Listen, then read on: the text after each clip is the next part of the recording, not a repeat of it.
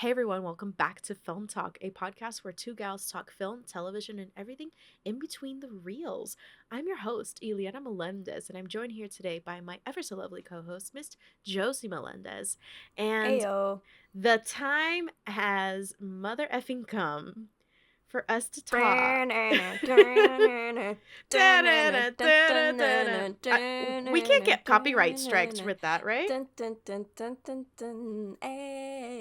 Hey. What? And that is exactly how we felt with this fucking movie.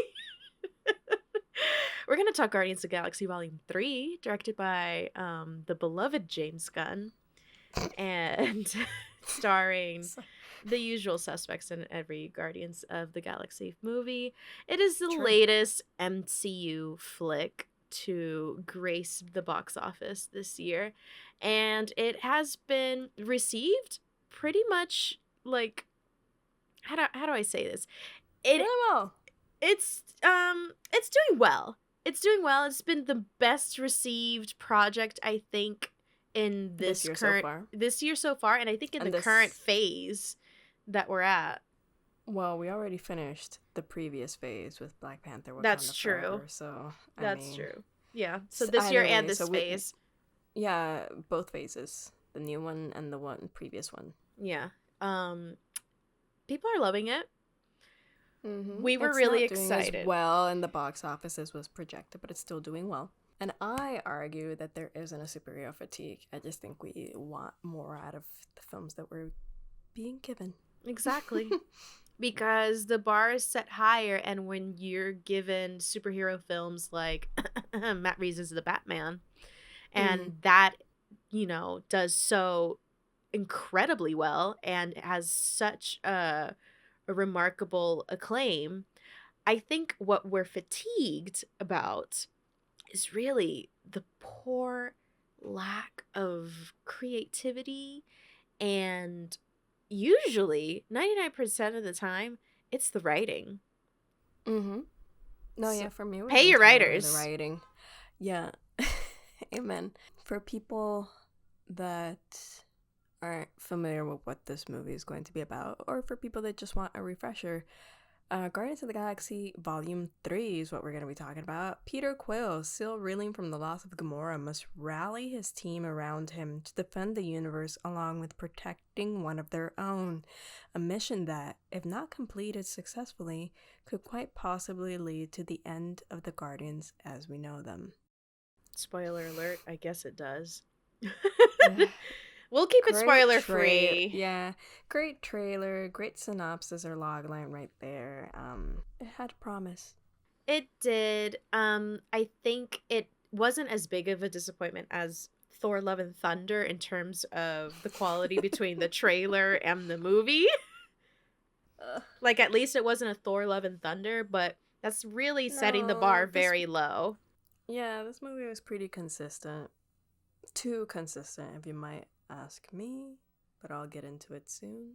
Yeah, I think first impressions, I was very excited to see this because I felt like I've been, and I think you and I have been on this wavelength of we've been just kind of chasing that superhero MCU high that we haven't felt since probably like Eternals, the Endgame era, etc., etc.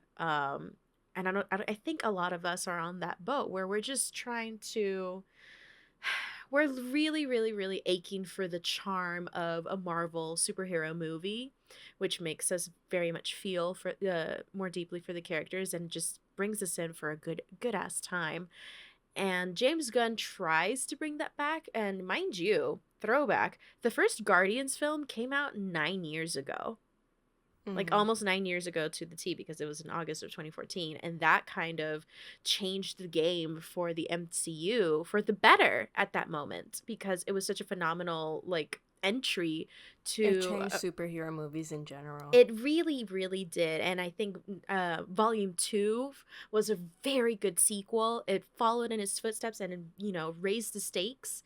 And I actually felt I felt very, very, very close to the characters, but it was still funny. It was still charming. You had new things. And even in Volume 2, because a lot of people argue it's the weakest film, blah, blah, blah. I'll respect your opinion. Even though it's um, incorrect. I enjoyed it, and even though I do agree with some aspects of it being lackluster in comparison to the first and maybe other projects from the MCU, at least it was coherent. At least it Yeah. was consistent. And it also had another banger of a soundtrack. I think Mm-hmm. what a really, really, really important character to, and this is all a prelude clearly to how we feel about Guardians 3, so you can sense where we're coming from with this. The first two films, a big character is the music. The music in itself is a character, and that whole 70s, 80s kind of nostalgic rocker vibe is what really made them very special to me, and I think it made them special to a lot of people, because from that, at least for me, with that first volume 1 trailer where you had Hooked on a Feeling by Blue Swede, I was like, oh my god, I Mm-hmm. grew up with that song, and a lot of people hadn't heard of it, and I I felt seen.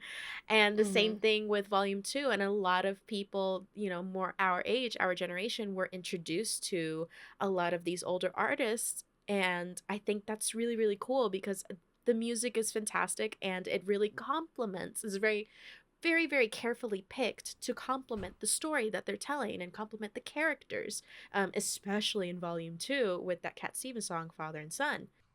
And especially because Volume 1 just has this man stuck in time because he was left with the mindset of the 80s. And now we're catching up to the 2000s, which is not, I don't think it's the problem. I don't think the change in decade is the problem when it comes to the Mm-mm. music. I just think it's the fact that the music that was selected wasn't really indicative of the decade. Now, I will say, I love the songs that were used in Volume 3, but here There's some goes bangers. here's my first complaint. I thought there were too many needle drops in this film to fully appreciate the songs that were there. Because if you're getting so many bangers, which again, they're great, just feels a little bit distracting with the music supervision. Kind of like what a lot of people were complaining with Super Mario I Bros. was That's gonna how I say the felt with same this one. thing. Yeah, that's how I felt with this one. Because I'm trying to concentrate on what's happening, and then I just feel distracted instantly. I just think it's really, really disappointing to see, because yes, you had some bangers, but aside, like, on top of the fact that they were distracting, they didn't really tell me a lot.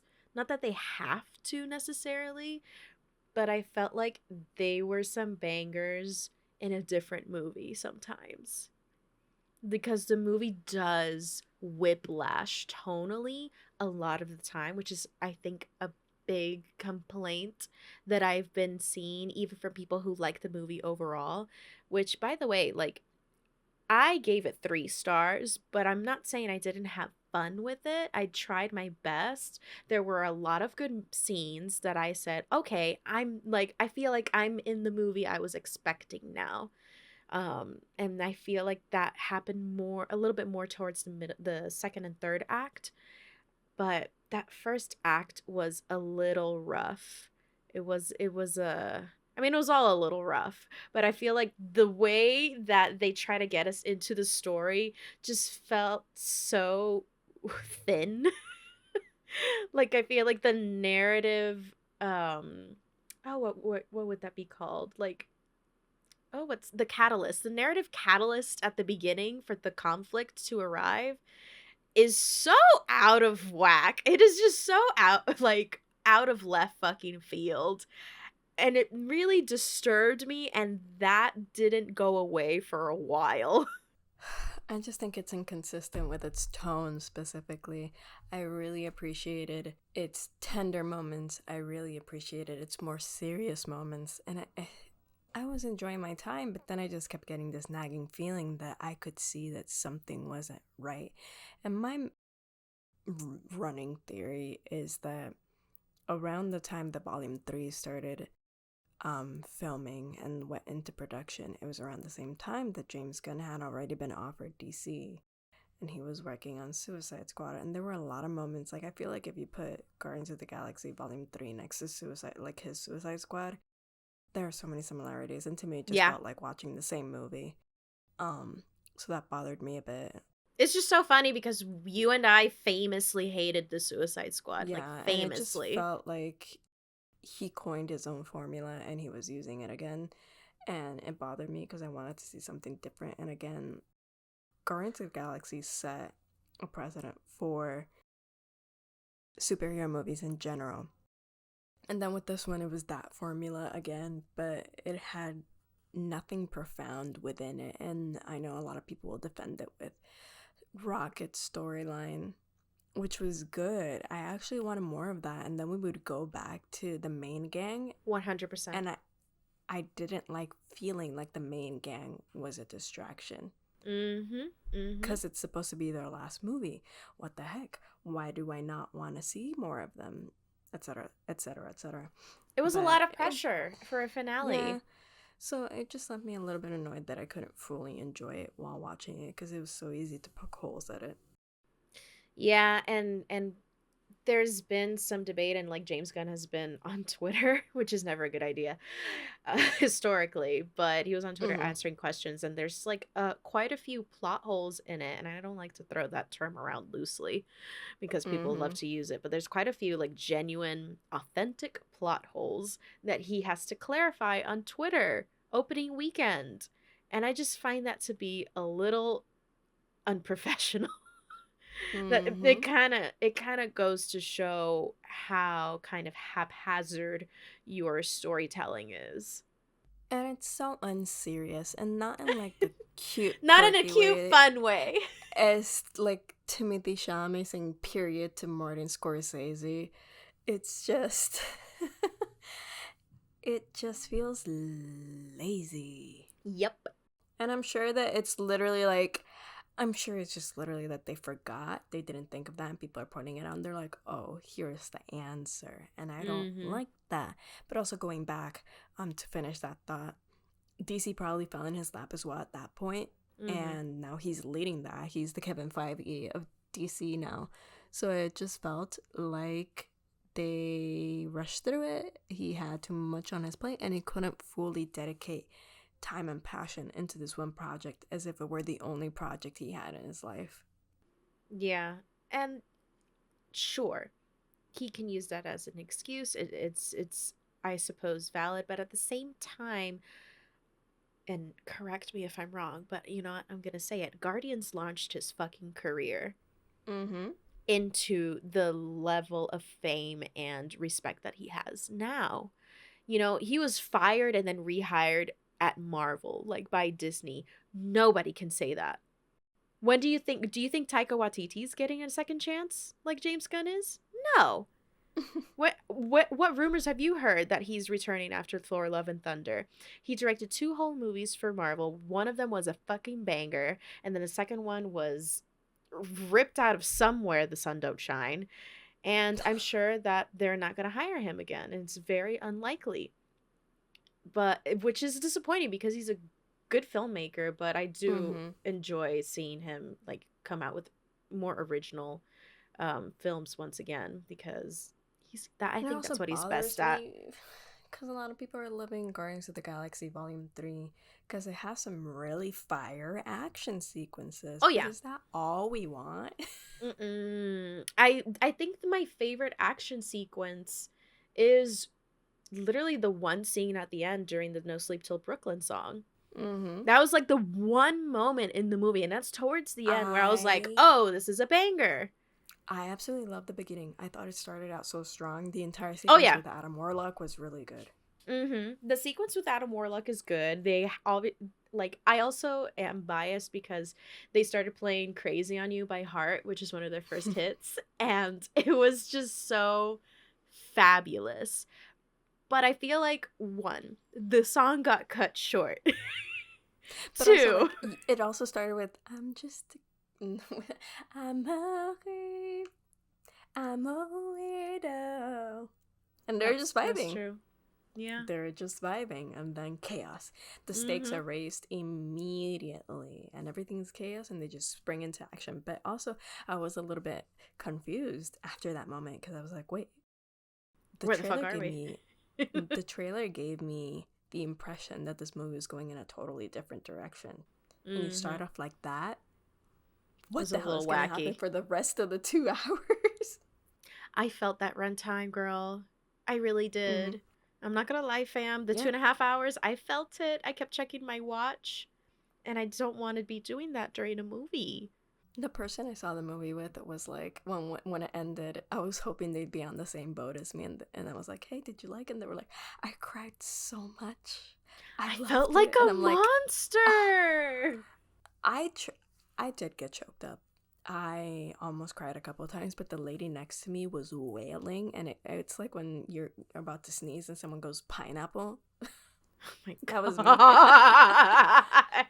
I would be like, ah, and then the lady next to me, ah. I'd be like, She well, said crying contest.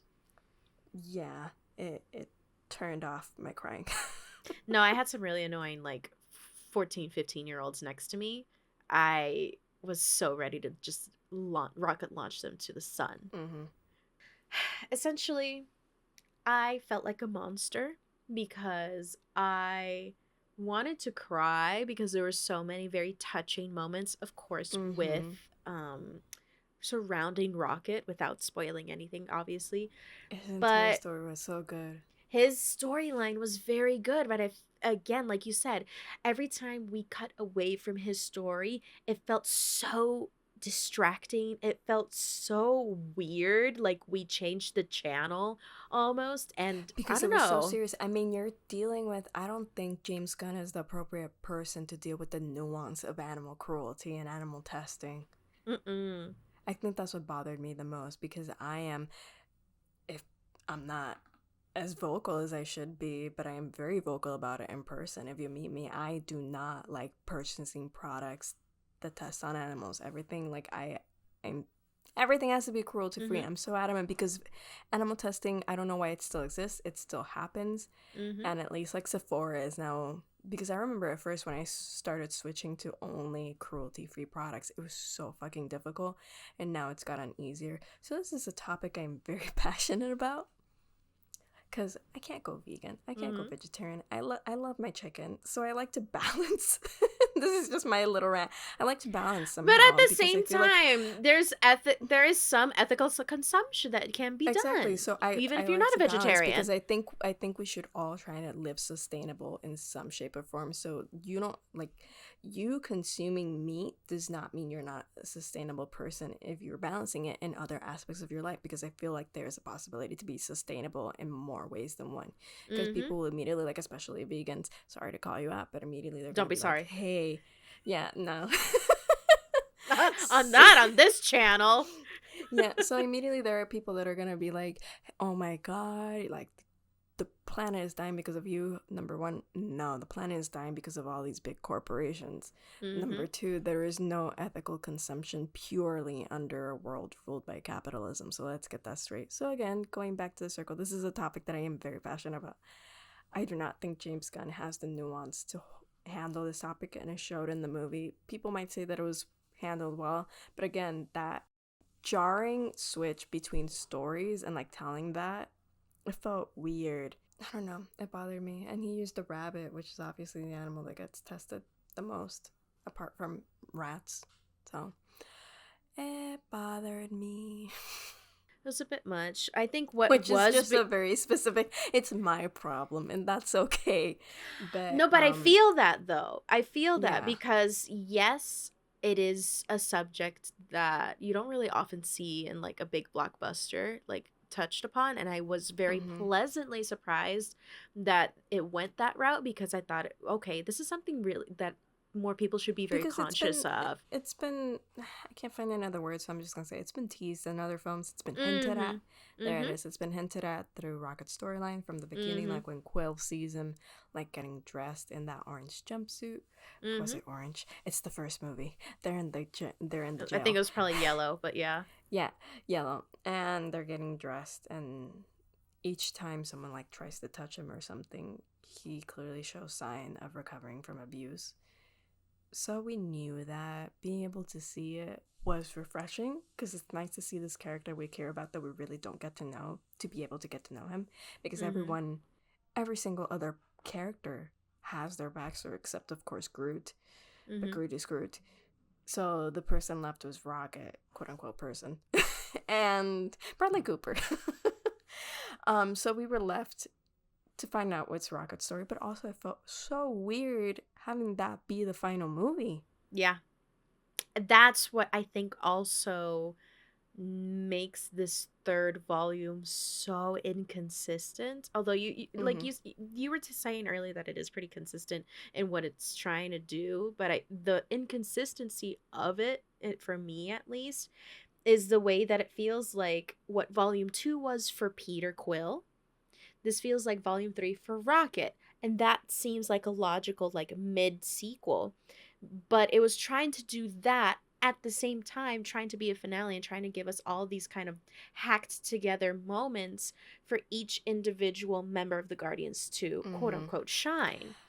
They couldn't really shine because there was so much going on. I just got angry.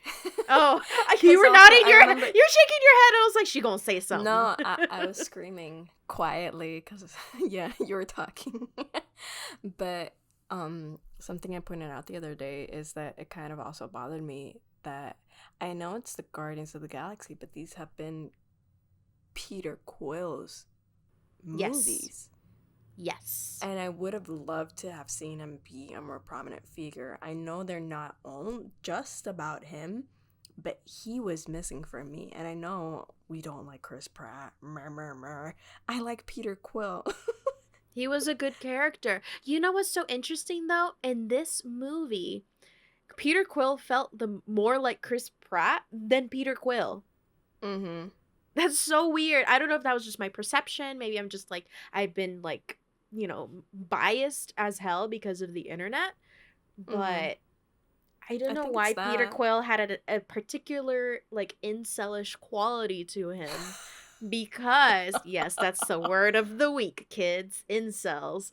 But he had kind of a particular incelish quality to him because of the subject with Gamora 2.0. Like he had like this level of entitlement to him that I just I could also just not I couldn't empathize. I couldn't feel bad for him in any way, shape, or I form. could empathize, but I don't think it was written correctly. Mm-mm. No, ma'am. Because again, Peter, and he admitted it. I thought that was a good detail that he admitted that he fucked up and Yeah. he almost could have fucked the entire universe, but they were able to reverse it. But like he acknowledged what he did in Infinity War, which is the first time that we hear it. I thought that was refreshing because again, Mm-hmm. I love Peter Quill. I pretend I do not see. It's not Chris Pratt. It's Peter Quill. It's not that asshole. It's this other so asshole who has some charm to him. so I liked. I mean, he is an asshole. He's a ladies' man in the first one. He changes Mm-hmm. because of a Gamora. Right. Um, so I sympathize with his character. He lost the love of his life, and then she's out there in another form. But again, he can't see that that is not the same person. She might look like her, but it's not the same person. I Mm-hmm. wish it had just been handled better in the writing because it was there. It just needed to be more tender. It needed a feminine touch, if you will, Mm-hmm. because it was too And aggressive. yeah, and I think it really needed that, especially because Gamora is the really I'm not gonna say yeah, I'm gonna say it. She's the victim here. She was Mm-hmm. just yanked from her timeline without consent.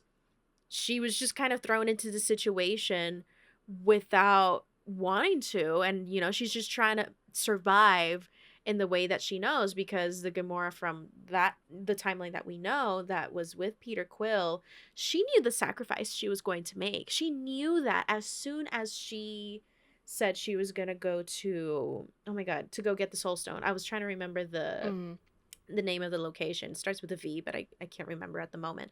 But Gamora was she was the more selfless of the two, of the couple, which is honestly Mm-hmm. was a great arc for her, because once again, when we explored, and once again, hi, going back to volume 2, the relationship and the upbringing between Nebula and Gamora was not exactly the good guy. Mm-hmm. in that situation. She was more selfish, she was more egotistical because she was egged on and encouraged Mm-hmm. to be like that Nebula because was the of victim. Thanos. Nebula was absolutely the victim, and I really do appreciate what Gunn did with Nebula with this movie. I just, once again, it needed a gentler hand. It needed a gentler Yeah. touch because these are female characters that have been through so much and have been through such particular situations. Obviously, because yes, it's fiction, but it just needed a little bit more nuance to it. Mm-hmm. And I feel like we lost that potential because James Gunn was still trying to do that aggressive, gritty, the Suicide Squad approach, which is the same issue I have with how Harley Quinn was approached in that movie. Like, I feel like Mm-hmm. her characterization was completely thrown off what all the work that Kathy Yan did. Mm-hmm. So that's just how I feel about it without obviously getting It into was the same thing. spoilers. Is genuinely copy freaking paste, and it's just disappointing because I was really, really, really looking forward to this movie, Now I'm and angry again because I'm I'm angry thinking about against you. Suicide I don't Squad. want to be a hate. I don't want to drink the I don't haterade. I want to know. either. I wanted to love this film. I wanted to love this film so much. I kept telling I'm everyone, willing like, to oh, you rewatch it. cried? I'm gonna cry so much. Oh, that trailer, like, each time I saw the trailer, I would sob because I just hear Rocket saying, like, the big, beautiful sky. And I wanted to feel that for the entire film, and I didn't. Mm-hmm. Pisses me Mm-hmm. off. It's really, once again, we're just kind of rolling in the mud here now. Mm-hmm. At the end of the day, in general, it does, if you're here for the action and for like the more superficial fun parts of it, it's going to deliver.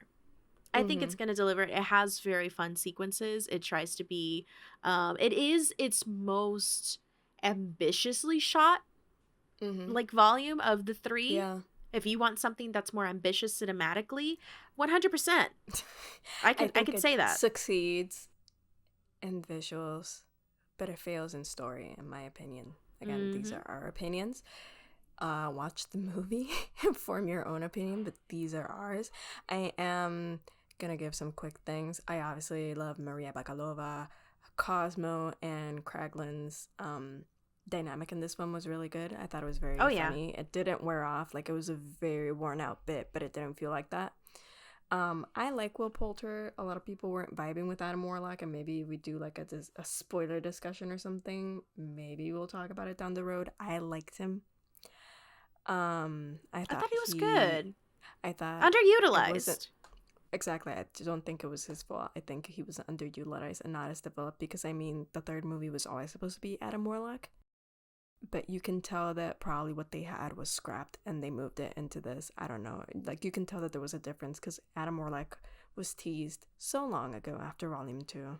Mhm. Mhm. Elizabeth Debicki, kind of, okay, I won't go into spoiler, underutilized. Yeah. I wanted more.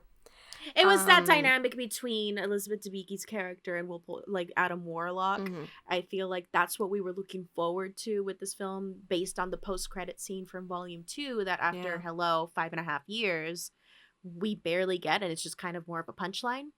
And I think that's also disappointing.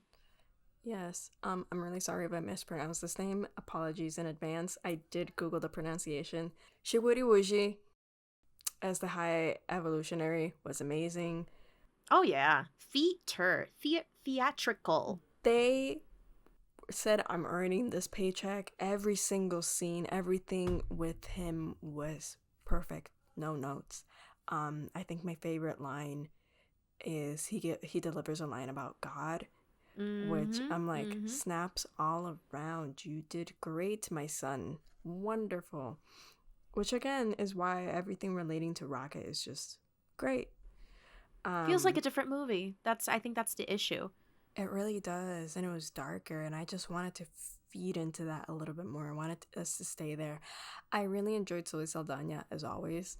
Mhm. Especially there's one part where, minor spoiler, but this is her general motivation for this film, which is something that we can pick up from Endgame with her character. But essentially, she just asks Quill, why do you need me so much? Like, is there something so broken inside of you that you think you need me? Oh And yeah. I I was think like, yes. that scene and the way that It they should have been ended earlier. that, no, it should have been earlier. One, two, at least I really appreciate how things ended or slash concluded for them as a couple, or as a pairing, to say it like that. I think they James Gunn, I thought he was really gonna fumble the bag on that one, but he just barely scraped by and made it work. Because I was I like, bet we were this fine. can't. Yeah, yeah. No spoilers, but they do have a good conclusion. But again, it's like all of these good It has good puzzle moments. pieces. It It has has good good moments. It's the moments. way that it's put together. It's just, it has good moments. I just wish it were great from beginning to end. I Yeah. want to feel that the entire movie, and it just felt like I was cherry picking moments that made me happy when I just want Mm-hmm. to feel good with the entire movie. Yeah. And that, and think that's where that runtime comes in, because then if you don't have if you're not enjoying yourself consistently, when you're bored between those good moments, you really feel freaking bored, or you feel Mm-hmm. disappointed, and you just, or feel nothing, which is how I felt for half the movie, which is sad. Guardians of the Galaxy Volume 3 is an entertaining, bloated time. It is a movie that prioritizes itself as a product for entertainment as opposed to consumable storytelling that is both profound and enjoyable. I wanted that.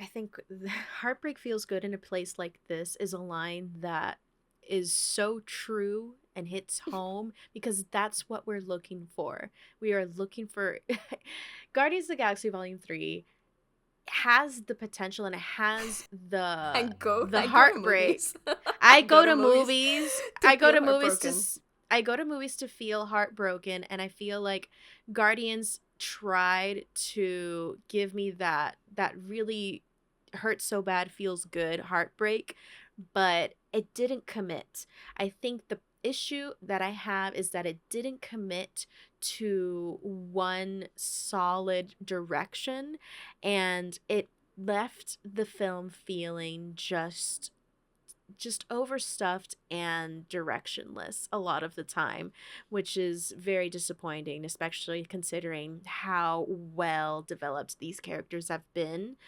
for a decade now.